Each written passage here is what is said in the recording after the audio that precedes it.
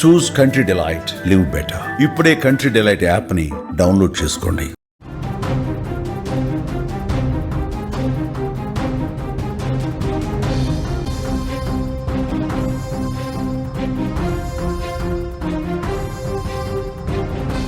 యుద్ధం ముగిసిపోయింది.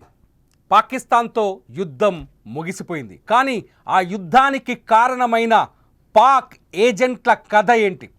ఆ పాక్ ఏజెంట్లు భారతదేశానికి చేసిన ద్రోహం ఏంటి?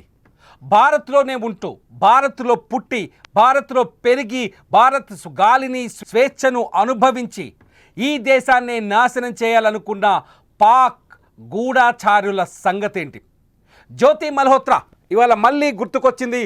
ఒక్కసారిగా స్వతంత్ర దినోత్సవ వేడుకల తర్వాత మళ్ళీ తెరపైన కనిపిస్తోంది. జ్యోతి మల్హోత్రా ఎందుకు ఇప్పుడు తెరపైకి వచ్చిందంటే, ఆమె పోలీసుల ఇంటరాగేషన్లో చెప్పిన నిజాలు వింటే కళ్ళు బయర్లు కమ్ముతాయి. ఆమె చెప్పిన నిజాలని ఛార్జ్ షీటుగా మార్చి ఇవ్వాలే కోర్టుకు సబ్మిట్ చేశారు పోలీసులు.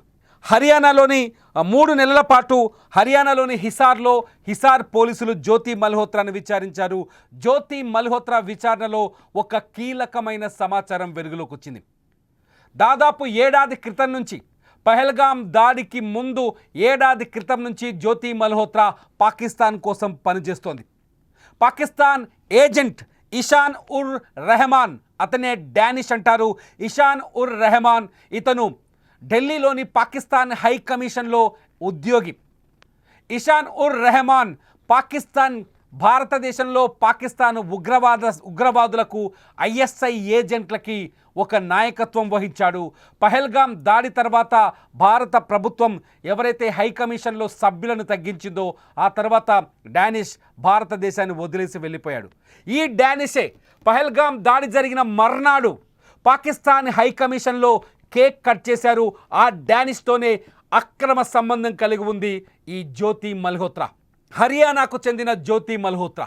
ఈ జ్యోతి మల్హోత్రా ఏం చేసిందో తెలుసా? 2024 ఏప్రిల్లో పాకిస్తాన్కి వెళ్ళి నెల రోజుల పాటు, అంటే 2024 మే వరకు పాకిస్తాన్లోనే పర్యటించింది. పర్యటిస్తూ ఖాళీగా లేదు. పాకిస్తాన్లో ఏదో వీడియోలు చేసి ఆమె యూట్యూబ్ ఛానల్లో ఆ వీడియోలు ప్రజెంట్ చేస్తూ నేను పాకిస్తాన్లో పర్యటిస్తున్నాను, పాకిస్తాన్లో టూర్ చేస్తున్నాను అని జనాన్ని నమ్మించింది. కానీ బ్యాక్ ఎండ్లో పాకిస్తాన్ ఐఎస్ఐ ఏజెంట్లతో ఆమె చాలా ముఖ్యమైన విషయాల్ని చర్చించింది. అంతేకాదు భారతదేశానికి సంబంధించిన చాలా కీలకమైన రహస్యాలను తీసుకొని పాకిస్తాన్కి వెళ్ళింది జ్యోతి మల్హోత్రా. 2024 ఏప్రిల్లో వెళ్ళి అక్కడ ఐఎస్ఐ ఏజెంట్లతో చాలా మీటింగ్లు జరిపింది. మనం కొన్ని వీడియోలో చూడొచ్చు. జ్యోతి మల్హోత్రాకి పాకిస్తాన్లో అక్కడి ప్రభుత్వం, అక్కడి హై కమిషన్ సభ్యులు, లేకపోతే ఐఎస్ఐ బ్యాచ్ ఆమెకు వినోదాన్ని ఇచ్చిన వీడియోస్ని. జ్యోతి మల్హోత్రాకి పాకిస్తాన్లో కనెక్ట్ అయిన ఐఎస్ఐ ఏజెంట్ల పేరు కూడా నేను చెప్తాను. షకీర్, హుసేన్ అలీ, అట్లాగే నజీర్. ఈ 3 ఐఎస్ఐ ఏజెంట్లు జ్యోతి మల్హోత్రాని భారతదేశంలో స్పైగా 100కు 100% వాడుకున్నారు. ఈ విషయాలు నేను చెప్తున్నాయి కాదు. ఏదైతే గత 3 నెలలుగా జ్యోతి మల్హోత్రాని పోలీసులు విచారించి 500 పేజీల ఛార్జ్ షీట్ తయారు చేశారో ఆ ఛార్జ్ షీట్లో తను స్వయంగా ఒప్పుకున్న విషయాలు. 2024 ఏప్రిల్ నుంచి 2024 మే వరకు పాకిస్తాన్లో పర్యటించిన జ్యోతి మల్హోత్రా కరాట్పూర్ వెళ్ళారు. పంజాబ్లో ఉన్న కరాట్పూర్, అప్పటి పంజాబ్ ముఖ్యమంత్రి నవాజ్ షరీఫ్ కూతురు ఎవరైతే ఉన్నారో మరియం నవాజ్ షరీఫ్తో భేటీ అయ్యారు. ఆమెకు అక్కడ కూడా కొందరు ఆమెను కల్పించడానికి, మరియంతో కల్పించడానికి ఆమెకు కొందరు పాకిస్తాన్ ఐఎస్ఐ ఏజెంట్లు సహాయం చేశారు. పంజాబ్ అనేది భారత సరిహద్దు రాష్ట్రం.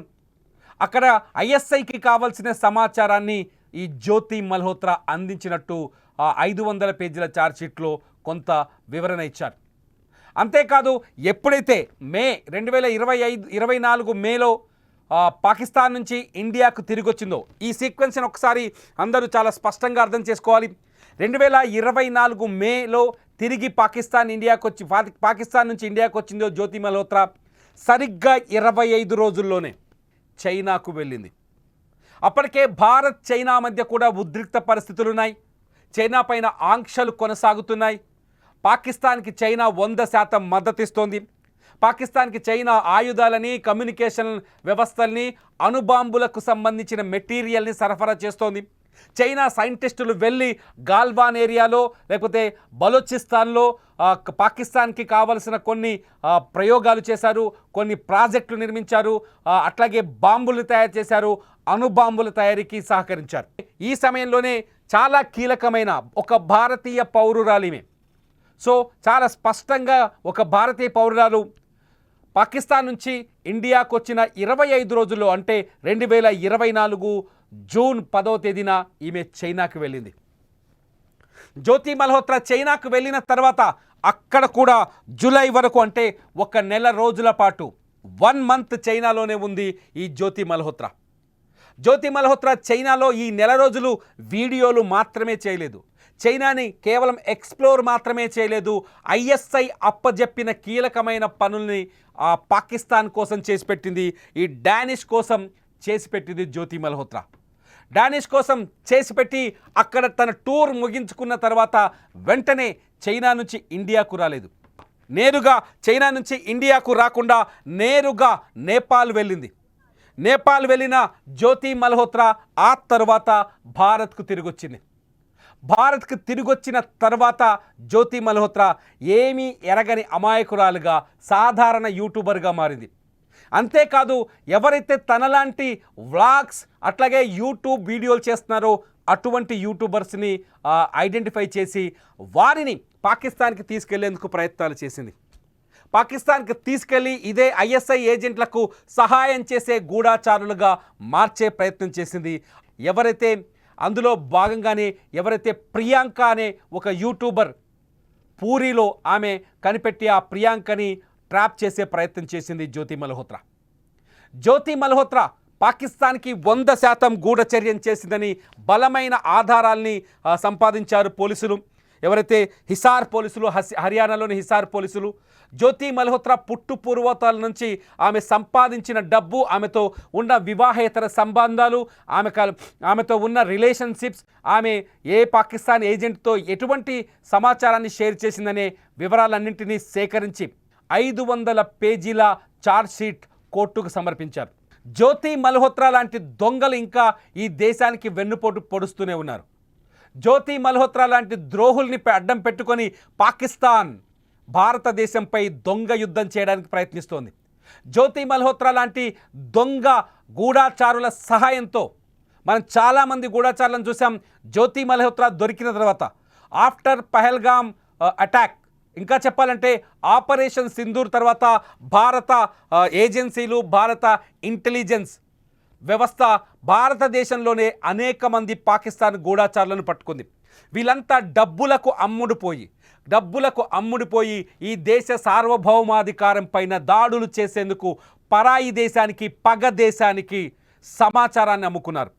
డబ్బులకు అమ్ముడుపోయి క్షణిక సుఖాల కోసం, జ్యోతి మల్హోత్రా అయితే క్షణిక సుఖాల కోసం మాత్రమే ఈ పని చేసినట్టుగా పోలీసులు భావిస్తున్నారు. ఇంకా అంతేకాదు జ్యోతి మల్హోత్రా పాత్ర పైన ఇంకా విచారణ కొనసాగుతుందని ఈ ఛార్జ్షీట్లో పేర్కొన్నారు పోలీసులు. జ్యోతి మల్హోత్రా ఎప్పుడైతే పాకిస్తాన్కి వెళ్ళొచ్చిందో సరిగ్గా ఆమె వెళ్ళొచ్చిన ఏడాదికే అంటే 2024 ఏప్రిల్లో ఆమె పాకిస్తాన్కి వెళ్ళి తిరిగి వస్తే 2025 ఏప్రిల్లో పహల్గామ్లో దాడి జరిగింది. ఏదైతే ఉగ్రవాదం భారతదేశాన్ని నాశనం చేయాలని భావిస్తుందో, మతోన్మాదాన్ని పెంచి పోషించి ఈ దేశాన్ని నాశనం చేయాలని భావిస్తుందో అటువంటి మతోన్మాదులకు సహాయం చేసింది జ్యోతి మల్హోత్రా. జ్యోతి మల్హోత్రా గుట్టంతా బయటకు వచ్చింది. జ్యోతి మల్హోత్రా చేసిన తప్పులన్నీ బయటకు వచ్చాయి. జ్యోతి మల్హోత్రా మన హైదరాబాద్లో పర్యటించింది. మన హైదరాబాద్లో ఏదైతే వందే భారత్ ట్రైన్ ప్రారంభించారో ఆ ప్రారంభోత్సవంలో పాల్గొంది. జ్యోతి మల్హోత్రా కేరళ వెళ్ళింది. కేరళలో కూడా అక్కడి టూరిజం విభాగం ఆమెని తెలియకుండానే ఆహ్వానం పంపింది. అక్కడ కూడా ఏదైతే నావల్ బేసులు ఉన్నాయో, చాలా కీలకమైన నావికా దళ బేసులు ఉన్నాయో ఆ బేసులపైన నిఘా పెట్టిందని అనుమానాలు ఉన్నాయి. అంతేకాదు కేరళలో ఎప్పుడైతే ఐసిస్కి రిక్రూట్మెంట్ జరిగిందో, ఏ గ్రామం నుంచి అయితే ఐసిస్కి రిక్రూట్మెంట్ జరిగిందో ఆ రిక్రూట్మెంట్ జరిగిన గ్రామానికి వెళ్ళింది. కేరళ నుంచి కూడా కొంత సమాచారాన్ని ఐఎస్ఐ ఏజెంట్లకు అందించినట్టుగా తెలుస్తోంది. 26/11 ముంబై దాడులకు కారణమైన ఎవరైతే మాస్టర్ మైండ్ ఉందో ఆ మాస్టర్ మైండ్ కూడా కేరళకు వెళ్ళాడు. అతను గతంలో పర్యటించిన ప్రాంతాల్లోనే జ్యోతి మల్హోత్రా పర్యటించింది. సో జ్యోతి మల్హోత్రా పూర్తి స్థాయి దేశద్రోహి. జ్యోతి మల్హోత్రా చేసిన దేశద్రోహానికి ఎటువంటి శిక్ష పడాలి? ఇటువంటి జ్యోతి మల్హోత్రాకి ఏ శిక్ష వేస్తే బాగుంటుంది? ఈ దేశంలో రక్తపాతాన్ని సృష్టించడానికి, ఈ దేశంలో ఉన్మాదాన్ని రెచ్చగొట్టడానికి, ఈ దేశ ప్రజల భవిష్యత్తును నాశనం చేయడానికి, ఈ దేశ భవిష్యత్తుని సర్వనాశనం చేయడానికి పనిచేసిన ఈ జ్యోతి మల్హోత్రాని ఏం చేయాలి? ఏం చేయాలో ఈ వీడియో కింద మీరు కామెంట్ చేయండి. చూస్తూనే ఉండండి. ఇటువంటి దేశద్రోహుల అసలు కథను, గుట్టును బయట పెట్టడానికి నిత్యం పనిచేస్తున్న సుమన్ టీవీ డిజిటల్ లైవ్, అట్లాగే సుమన్ టీవీ లైవ్.